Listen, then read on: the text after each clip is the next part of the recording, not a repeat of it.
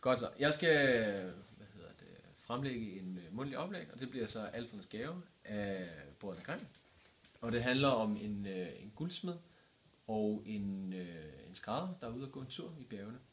Og da de har gået længe derop og holder en pause, så hører de lige pludselig noget musik, noget lyd, noget sang.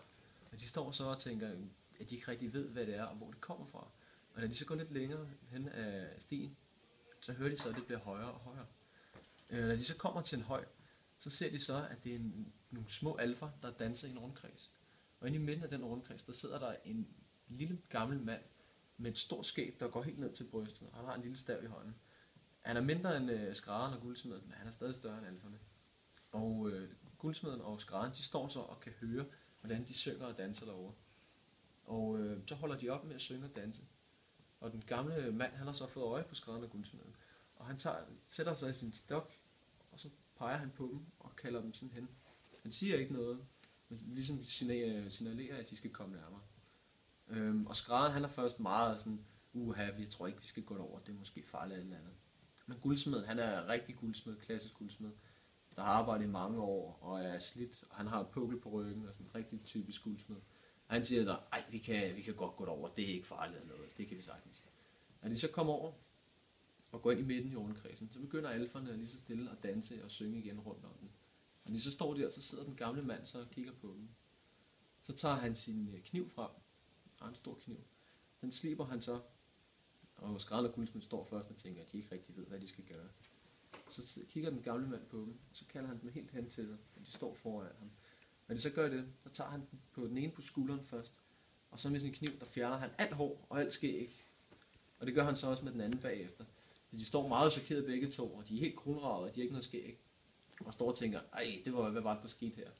Og den gamle mand, han lægger så hånden på skulderen af dem igen, og klapper, og siger ligesom, tak skal I have, tak fordi I var rolige, og ikke gjorde modstand, eller blev bange, eller noget som helst. Så som tak, så peger han på en bunke kul, der ligger ved siden af. Og der står de så og kigger lidt, de synes det er lidt mærkeligt, men de tager så det her kul, og fylder i deres lommer. Så derefter, så går de videre igen, og så går de til de kommer til en kro, og der går de så ind og køber noget mad og spiser, og der vælger de så overnat til dagen efter. De ligger så ude i stallen derude i høden og bruger deres jakke som dyne. Når de så vågner dagen efter, der har de egentlig ikke sovet særlig godt, fordi de har sovet dårligt, for jakkerne er blevet virkelig tunge pludselig. Når de så kigger i lommerne på jakken, der ser de så, at det kul, de fik dagen før, det er blevet til guld. Og de bliver rigtig glade begge to, for nu har de jo masser af guld og kan købe en masse ting.